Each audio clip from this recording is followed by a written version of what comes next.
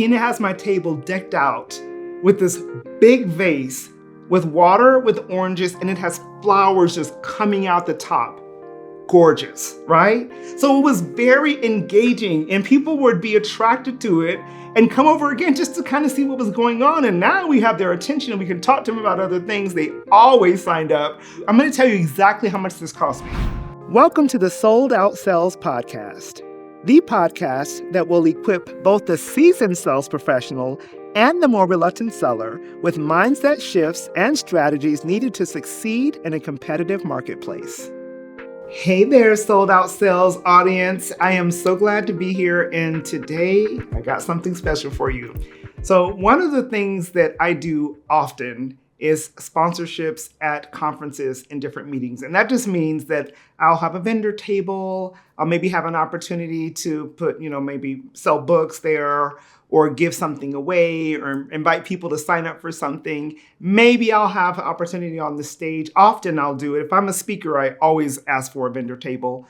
But this is just a different way of sales, of selling yourself or getting people to be interested in you as an organization. And I want to talk to you today about some ways that you can actually get more visibility when you are sponsoring at a conference or at a networking event, where you can actually attract more people to your table and have more conversations and have richer conversations. And most importantly, how you can have amazing follow-up after the meeting. And today, I'm going to have this conversation with my girl, Taylor, because she also is at a lot of these networking events and she sees how it actually goes down. So I want to tell you the first thing that you want to do is be prepared, number one.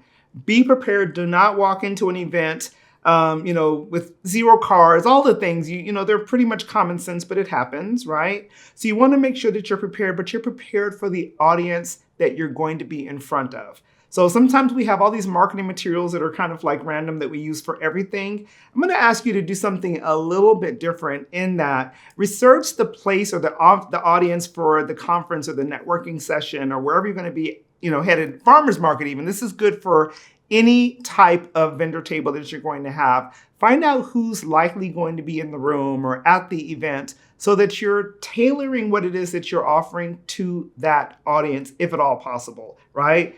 You want to show up. You want to show up on time and you want to have all of your items in the place that you want, like on your table, however you're doing it, in time for the audience to actually arrive. So some of the events that I go to, they start early in the morning. And guess what? That means I have to be there really early. I live in a remote area, so I spend the night in the area whenever I can. I'll just get a hotel room close to it so I can actually get there early. And then again, we're going to talk more about how you actually follow up. So Taylor, you are at the events often. We've been at events together for a good 10 years now. And because you get to see it all, you're often behind the camera or doing other things. What are some of the things that you see that are probably hindering people from having success when they have vendor tables? Yes. So I would say the biggest thing is being behind your own table, and even worse when you're sitting behind your table with a phone in your face. And yes. So that's just a screaming body language of, I don't really want to be here. I'm not looking to talk to anyone. If you grab something off the table, great. So what, but right? no one's engaged to do that. And so that's definitely the biggest problem I've seen. And I see it every single event. I don't think I've ever been to an event where that's not been the case, where I've seen at least one person behind their table, on their phone, not engaged, not paying attention.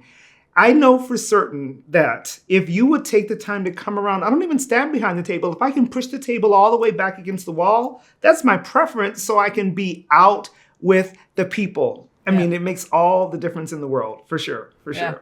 Yeah, I know you need to be engaging. And I know we've talked about it in previous podcasts too. It was like being engaging, like be something palpable that people want to attract to. And so that's why everyone needs to listen to all your podcasts. Well, thank you. So this is the thing that I think sets the average conference vendor table host, the person who buys a vendor table, from those who have tremendous success. And you see them at every conference or every event because they're having tremendous success, is that they have a strategic plan for every event. So before we host a conference table at an event, at least in our company, we have a full-on strategy around why are we there and what are we pushing people to? Meaning, what do we want them to do when they get to our table? And if there's not a reason for them to come, they're going to come, they're going to get a piece of candy out of your bowl and they're going to keep it moving, right? They might take a car, they might even engage you, but if there's not a real reason, they're not going to hang out and they're not going to stop, right? They're not going to do anything. So having a plan helps, in my opinion, to make your results predictable. And you can do it over and over and over again. Vendor tables can actually be a huge part of your sales strategy. They're a huge part of my sales strategy. I use them all the time, and I do them all the time because they work for me. Well, and I think similar that you spoke about on, you can't just put someone in a sales role, like similar to, being a vendor table, like that is a particular person and a particular personality that's going to do better in those scenarios than others. Absolutely. And, and somebody's going to get mad at me when I say this, but I got to say it. I have to say it. So what sometimes I've seen business owners do, and we host an event as well. I used to host a major conference, but in our church, we host an event that has vendor tables and food trucks and the whole 9 yards. So I still get a chance to see this. But what a lot of times what we'll do, and I'm not going to even say we, because I would not do this. I'm not getting in on this one with y'all. What a lot of people do is they pay their teenager to go man the booth. And I love teenagers, love them so much. And it's not only teenagers, they pay just a random person to go man the booth. Intern. Intern, newest employee, whatever. And just say, just stand there and smile and hand out candy, it'll all be fine. Well, yeah, people they'll take the candy and they'll be polite. But if it's a part of your sales strategy, you've missed a huge opportunity putting someone who's not knowledgeable about your company, who does not, in all honesty, doesn't want to be there. This is what I find often. They're just like, don't stop here, don't stop here, don't stop here. Or they are probably not the best personality for that particular type of environment. So I have a client who owns a fairly large organization, and we had this conversation because she allowed one of her team members to go to an event and kind of be there on her behalf. And that person just didn't have and it's not even a personality, because I think any personality can make it work, but this particular person didn't want to be there. And this personality was a turnoff for the majority of the people. So people were kind of like giving them a long, big berth because they didn't want to interact with them. Because if I'm standing there and my face is saying, don't stop here, then it's going to cause people to obey. Yeah, and body language. I want to say over 60% of your communication is based on body language. Absolutely, absolutely. So it can make not only a big difference in your sales strategy, but you can actually be repelling people who would have probably come to your table, had a great interaction, and maybe taken whatever that next action is that you wanted them to take, if in fact you were going to make an offer there. I would even say start making buzz about where you're going to be before the event even takes place. So even if you're going to be at someone else's event, you're going to be having a table at the NABO event for the month or something like that, you want to start putting it online. You want to be inviting people, stop by my table to come and get your ... right? Especially if you have a giveaway. Exactly. It's a great way to get people not only to come to the event that may not have come already, but while they're at the event, you'll want to have them come see you. This is a great strategy. So one of the things when we were hosting our big event, one of the things we would do is we would say, okay, we'll be doing some free hot seat coaching at our table. And so people not only came to the event, when we were out marketing it at other people's events, they not only came to the event, but they came to our table because they're like, I get some free coaching with this company. I'm going to come and do this. And obviously now they're giving us their name, their email address, their phone number, and they're saying, yeah, I'd love to take a seat at this new conference you guys are bringing out. So it's just a great way if you do the work in advance of the event, put the buzz out there. Give people a reason to come, and more importantly, give them a reason to stop by your table so that you can engage with them while they're at the event, right?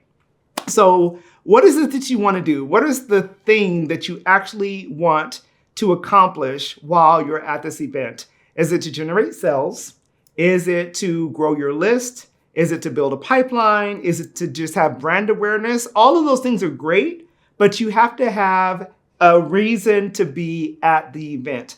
Many people just say, well, I'm just going to have a table for the sake of, visibility.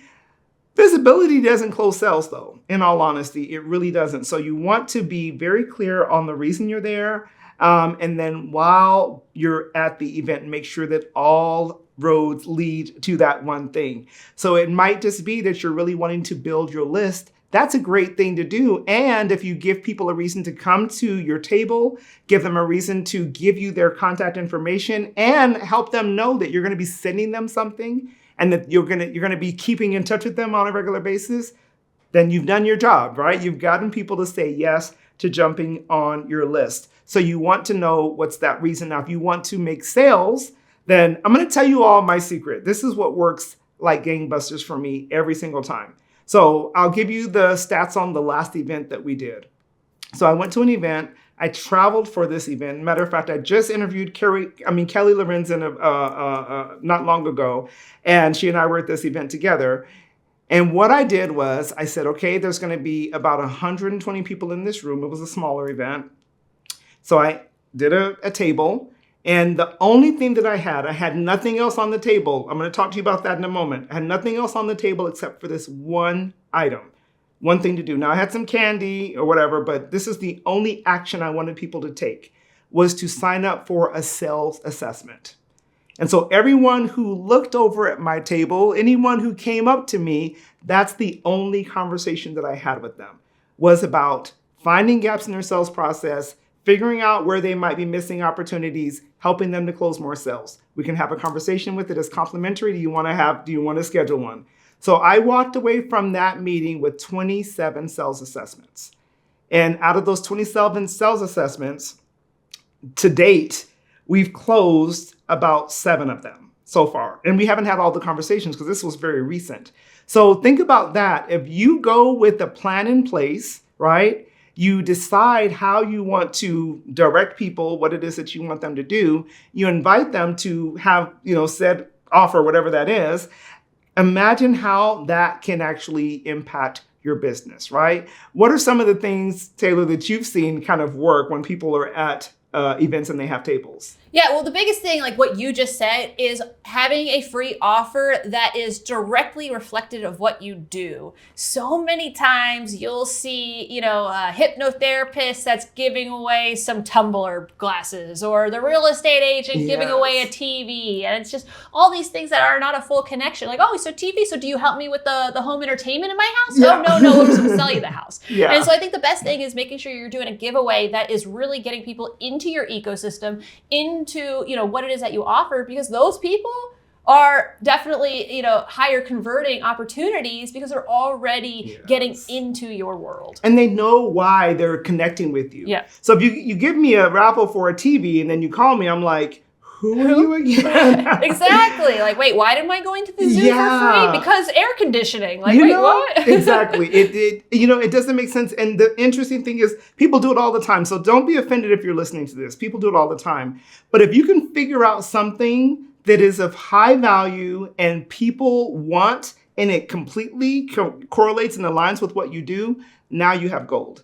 Now you have an opportunity. And when people reach out to you and they actually say yes to this, I mean, they're giving you their raised hand saying, please help me. Yeah. So the process that we have, it's literally a cardstock.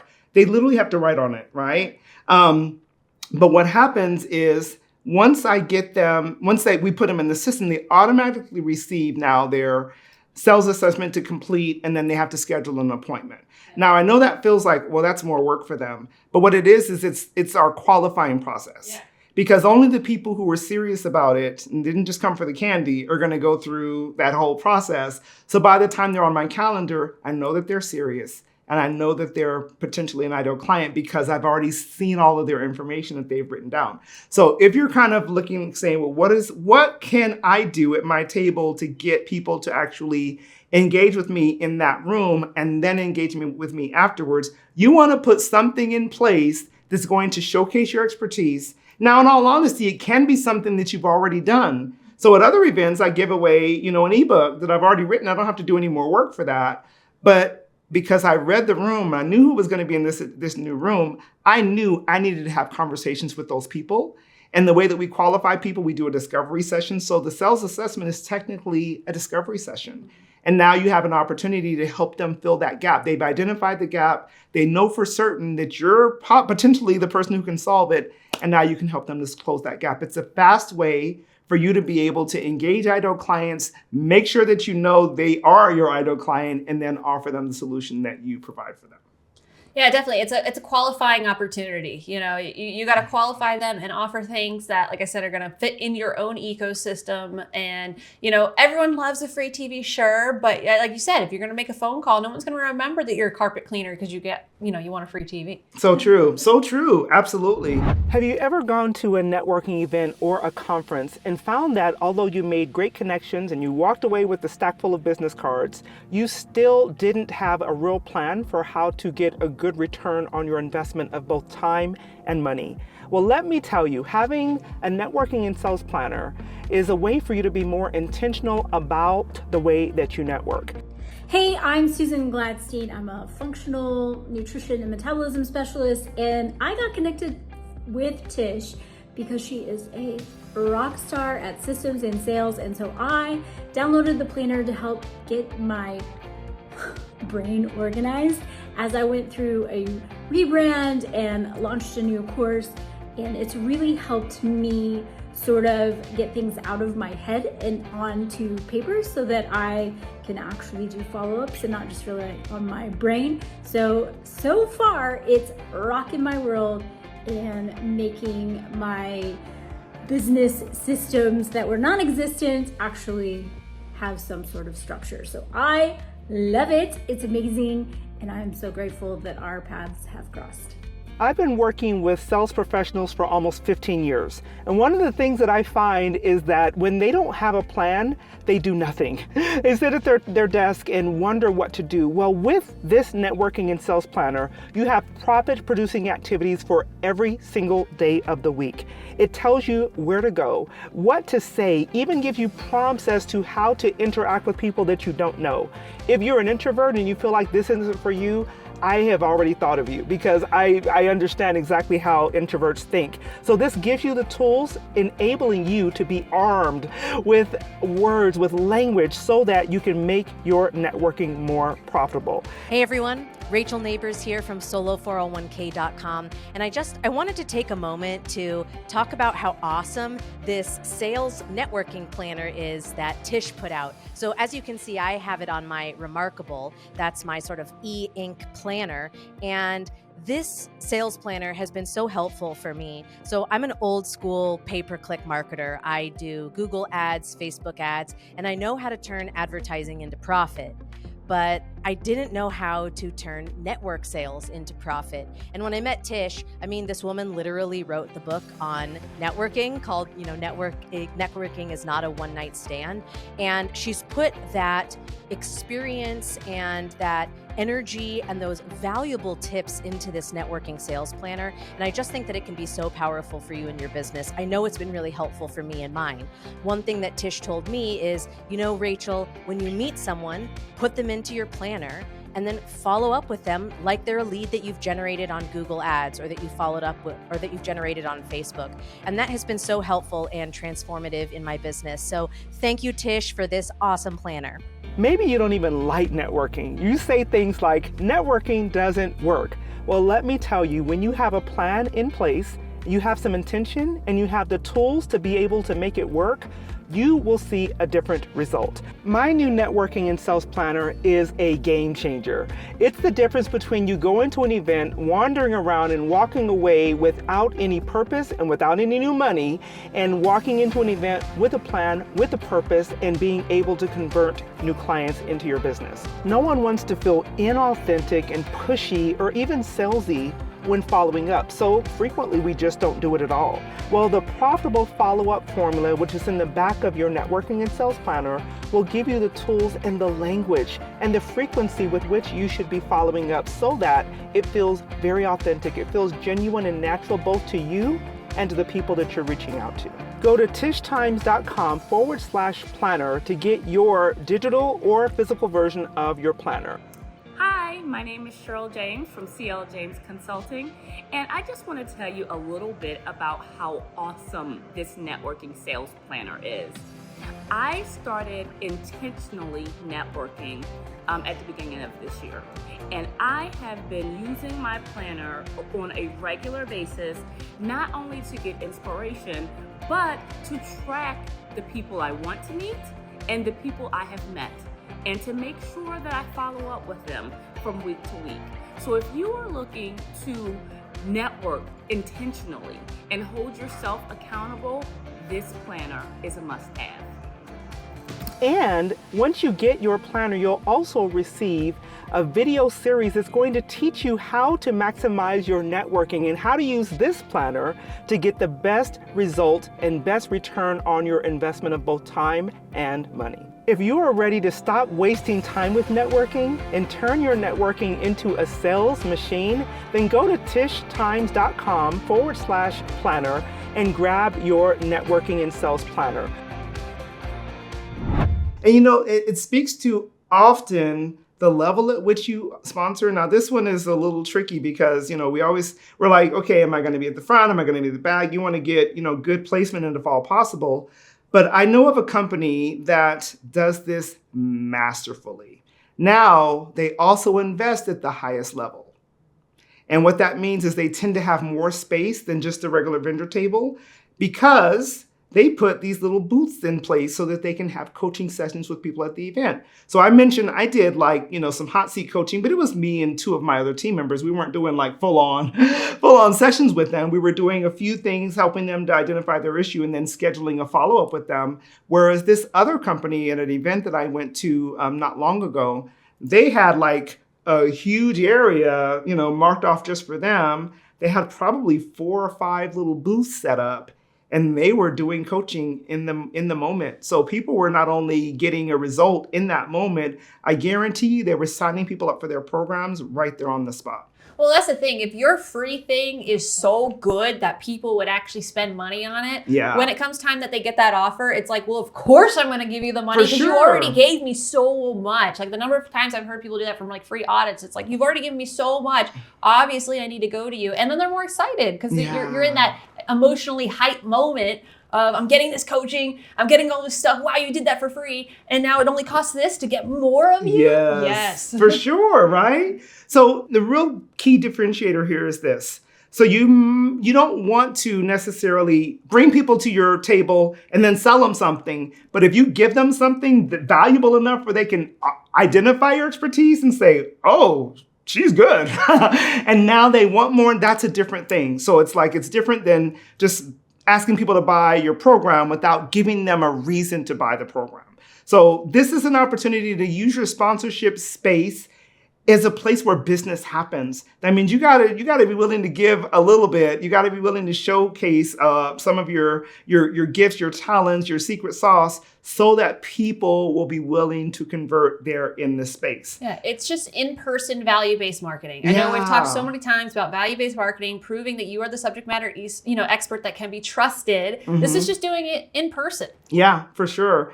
People often are drawn to my table because it's orange. I was gonna say orange. There's orange everywhere. And your beautiful smile. Well, thank you too. But I've done the studies. I know that orange is technically an energetic color. People are drawn to it. I just happen to love orange. It was something I've loved from younger ages, but I utilize that color to my advantage now very strategically because I know that in a sea of blacks and darker colors that people are going to quickly identify and come over. And people generally come over. They're like, I just wanted to come see what was happening over here because it looks so great. One of the other things that I do, and I'm going to give a shout out to Keena Baker, who was my operations manager years ago. You remember Keena? So Keena, she started this. I continue to do it to this day because of her. We would go to these events. So when she came on the team, I wouldn't have to do all the setup, right? I would show up, I would say, show up and shine because she and some of the other team members would put everything together. We get to this event. Keena has my table decked out with this big vase with water, with oranges, and it has flowers just coming out the top. Gorgeous, right? And I was just like, what in the whole world? So I have this orange carpet in my closet to this day, because when we would have these events, we'd have this orange, instead of a red carpet, we'd have an orange carpet that people can walk up to us. So it was very engaging, and people would be attracted to it and come over again just to kind of see what was going on. And now we have their attention and we can talk to them about other things. They always signed up for whatever we had because they were just like, what's going on over here? So, and I'll tell you, I'm going to tell you exactly how much this cost me, because I do it to this day. The vase I still have. So we bought the vase once, so we don't have to buy it again. It's a large, tumble type of shape, cylinder shape rather. The oranges, how much is a bag of oranges? $5 maybe? I got $6? an orange tree, so I don't know. Oh yeah, there you go. So now I'm coming to you. So I get the bag of oranges. I literally buy the flowers at like Costco or, one of the grocery stores. Go to grocery store discount section. Yeah. I'll probably buy 2 bunches because I want it to be really full. So I might spend $25 tops on the flowers. And we have some little crystal things that we put on the table to make it kind of sparkly or whatever. That's it. That's it. So I did go to Amazon and got this kind of orange table covered again to kind of bring some color to the table. And then I have my pop-up banner. It's not expensive. It's not, super, eloquent, whatever. It just sounds like it. And it's still your brand. It's still my brand. Too. Absolutely. It's very well branded, of course. I have, our tape, everything in my brand marketing material. It's not just a plain black cloth tablecloth. I take that off or I'll just lay my orange right over it, whatever. But the point I'm trying to make to you is this. How are you attracting people to come over to your table in the first place? So if you sell food, so we had a vendor last year at our event that sold these like made on demand donuts. So the smell alone would drive people over because you smell this. Oh, it was amazing. But this is the interesting thing. She had probably her son behind the table looking at his phone the entire time. So even when we went over there and we were like, oh my God, it smells so good. He's like, yeah, we have cinnamon and powdered and so people were not, exactly. So be attractive and then continue to captivate their attention while you have them in the space. Yeah, it just sounds like a just common story that we've had in other podcasts about, how important your people are that you put. Absolutely. You can have the right processes, but if you don't have the right people, it doesn't matter. But also vice versa. You can have the right people, but if you don't have the right process, you're still, So that takes me to my next point, right? You have all the glamour. It looks great. People are attracted to the table. They get over there. They have a great time with you. They say, yes, I'd like to sign up. And then your systems are broken, right? And so the follow-up after the event is so much more important than what happens at the event. Because if you don't have those follow-up, processes in place, you're going to miss the people who were technically excited to work with you when they saw you. And then now they fall off. And then remember, from the moment they were in your presence until they are, back at their office, then back at home, and then it's the weekend. By next Tuesday, they're like, tissue? They don't remember at that point. Life be lifing. Life is life on them, right? So you have to capture their attention and make a huge impact while you have their attention. The longer you wait, the less likely they are to do any next step with you. And so understand this, your follow-up process has to be in place before you get to that event.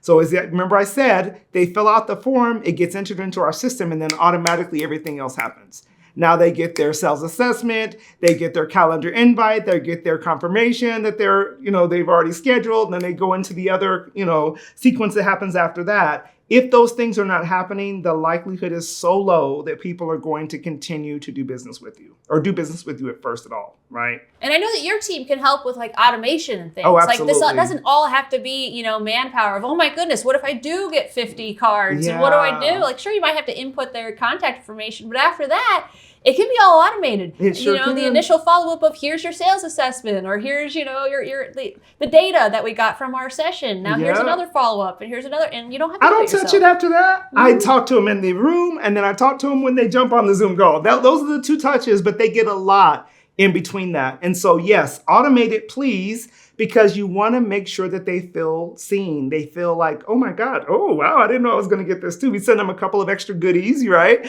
So that they feel like, oh my God, I can't wait to get on this call. It absolutely works. Something that I didn't mention, I meant to say earlier, is I almost never man a vendor table by myself. Almost never. And this is why. Because if your table is all that and people are excited about it, you're going to get a line. And you're not going to want people to have to stand in line to wait. You want someone else who can engage them while you're talking to someone else. And you want the person you're talking to be able, you want to stay engaged with them. You don't have to be like, I'll be right back with you, you know. So I always want to have an assistant.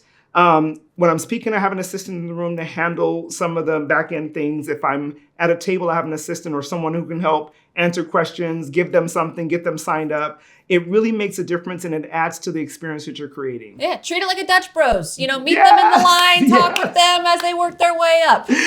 So let me tell you, there's this restaurant, totally off subject, but it's a perfect example. There's a restaurant in Houston called the Breakfast Club. I know we have a Breakfast Club in Phoenix too, but this is a different Breakfast Club. It's Breakfast Club with a K. If you're ever in Houston, you got to check it out. It's so good. Well, there is this lady, her whole job is to manage the line. All she does is talk to people, keep them entertained while they're waiting. That's your assistant. That's the person you want at your table. So if you're the one who has all the juice and needs to be, able to have this conversation, you want someone keeping them happy, engaged, and ready to talk to you so they don't walk away because it's taking you too long. So that's what I would say.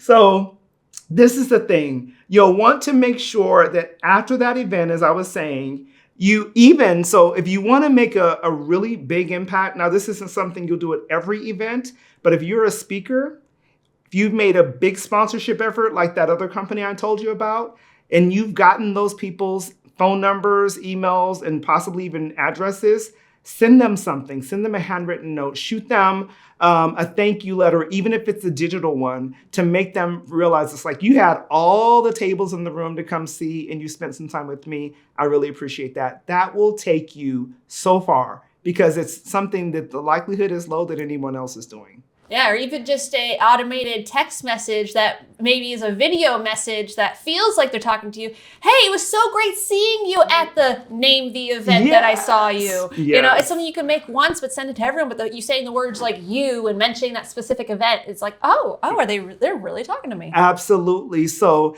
I want you to take something away from this conversation because it can go from you saying, once again, I'm not going to get that vendor table, it doesn't work, to saying, oh, next year we're making vendor tables part of our sales strategy because it works so well. I promise you it can work. It's something that I've done for many, many years. Just put some of these things in practice. And if you're like, wow, those things sound great, what else do you have? Jump on my calendar. Seriously, go to tishtimes.com. You can click on contact. And I would love to talk to you about your business and how you might be able to implement some of these things in your business. We do sales assessments at no cost. So it's not going to cost you anything to have that conversation, but just know it can actually shift the way you're doing business. And I personally, I kind of like a party. I like having fun. So events like that to me are so much fun. And I'm like, if I can add fun to my sales process, hello, of course. Yes, I totally want more of that. So think about it. See if it's something you'd like to do. Let me know if I can help you. And if you have questions just about this process overall, drop them in the comments. I would love to hear from you and make sure that we get you the answer that you need. So we'll see you back next week for the Sold Out Sales Podcast. Thank you so much for hanging out with me and my girl Taylor today. Thank you. See you next time. Thanks for listening to the Sold Out Sales Podcast. I would be so appreciative if you would show me and my amazing guests some love by leaving a review on your favorite podcasting platform. Also, go over to tishtimes.com/resource page and make sure you pick up your sales and networking handbook, especially for introverts. Also, I'd love to continue this conversation, so make sure you connect with me on Facebook, Instagram, and LinkedIn. I'll see you back here next week.